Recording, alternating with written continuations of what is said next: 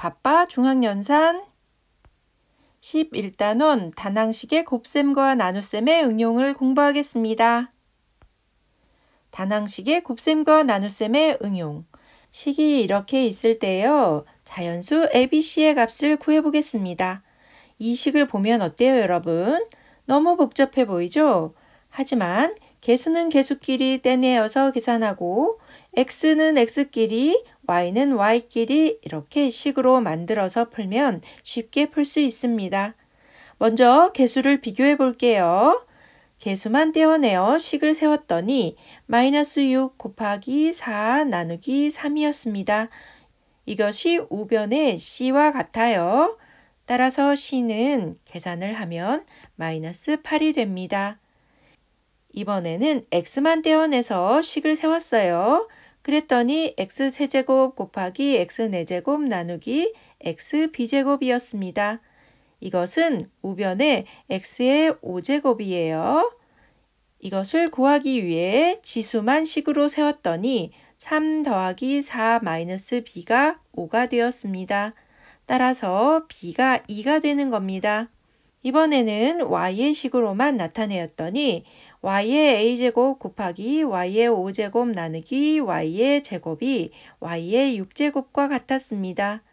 이것도 역시 지수 계산만 하면 a 플러스 5 마이너스 2가 6이 됨을 알 수 있습니다.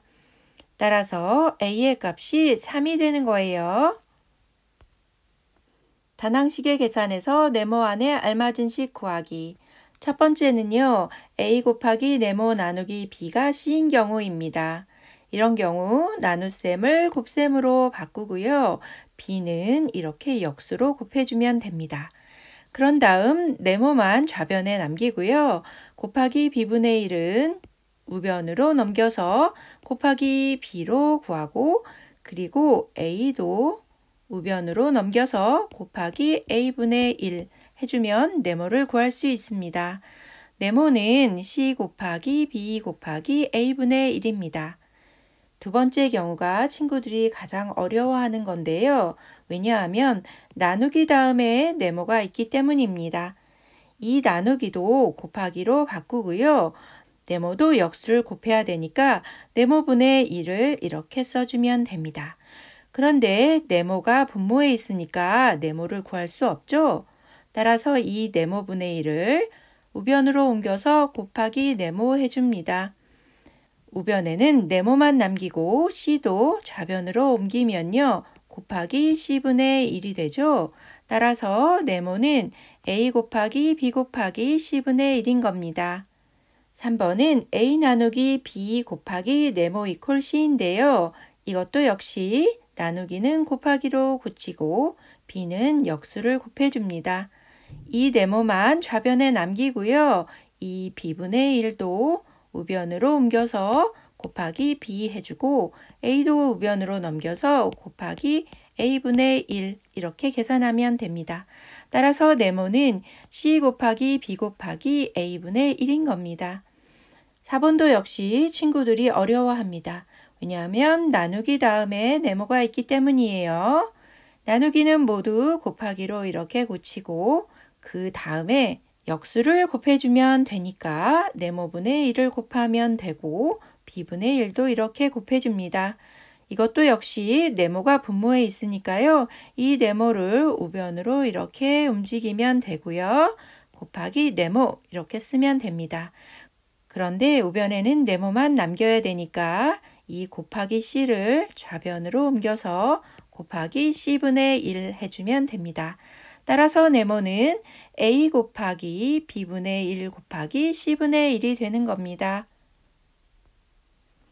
다낭식의 곱셈과 나눗셈의 도형의 활용.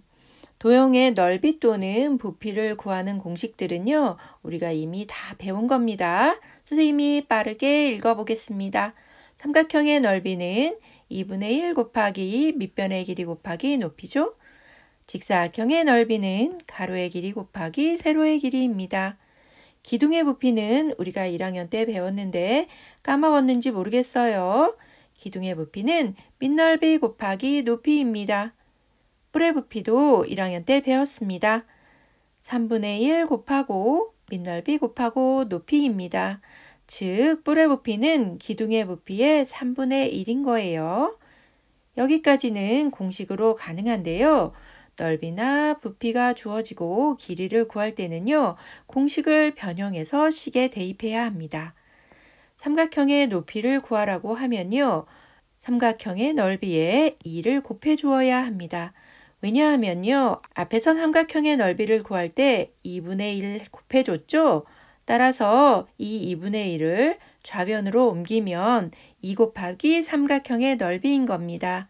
이것을 밑변의 길이로 나누면 삼각형의 높이를 구할 수 있습니다.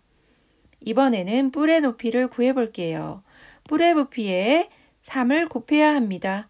왜냐하면 역시 뿔의 높이를 구할 때 3분의 1을 곱했잖아요. 따라서 이 3분의 1을 좌변으로 옮기면 곱하기 3이 되죠? 이것을 밑넓이로 나누면 뿔의 높이를 구할 수 있습니다. 꿀팁을 보겠습니다. 1학년 때 도형의 부피 공식을 많이 배웠어요. 그런데 잊어버렸다고 당황하는 친구들이 있습니다. 하지만 기둥의 부피는요, 밑면이 삼각형이든 사각형이든 오각형이든 밑넓이를 구해서 높이만 곱하면 됩니다. 뿔의 부피는 기둥의 부피에 무조건 3분의 1만 곱하면 되니까 아주 쉽죠? 출동 엑스맨과 오맨. 여러분, 절대 실수하면 안 되는 내용을 선생님이 여기에 적어 놓았습니다. A 나누기 네모 이퀄 B에서요, 네모를 구할 때 B 나누기 A로 구하는 친구들이 있는데 이것은 잘못된 것입니다. 또 B 곱하기 A로 구하는 친구들도 있는데 이것도 잘못된 것이에요. 옳은 풀이를 선생님이 옆에 적어 놓았습니다. A 나누기 네모 이퀄 B에서요, 나누기를 곱하기로 곱하고 네모를 역수로 곱하면 되니까 네모분의 1이죠? 네모가 분모에 있으니까 우변으로 옮기라고 했죠, 선생님이? 그럼 곱하기 네모가 됩니다. 곱해져 있는 B는 좌변으로 옮기면 네모를 A 나누기 B로 구할 수 있어요, 여러분. 이 식을 매번 곱하기로 고쳐서 구할 수도 있지만 외우고 있었으면 좋겠습니다. A 나누기 네모 이퀄 B일 때 네모는 A 나누기 B예요, 여러분. 그럼 간단히 문제를 풀 수 있겠죠? 이것은 간단한 수를 생각해 보면 확실히 알 수 있습니다. 6 나누기 네모가 3이라고 하면요, 네모는 생각으로 풀 수 있습니다. 네모는 바로 2라는 걸 알 수 있죠? 이 네모는 어떻게 나왔을까요? 6 나누기 3 해서 나왔습니다. 3 나누기 6도 아니고 3 곱하기 6도 아니고 6 나누기 3인 겁니다. 즉 A 나누기 B인 거예요. 여러분 잊지 말아야겠습니다. 구독, 좋아요 꾹 눌러주세요. 다음 단원에서 다시 만나요. 안녕.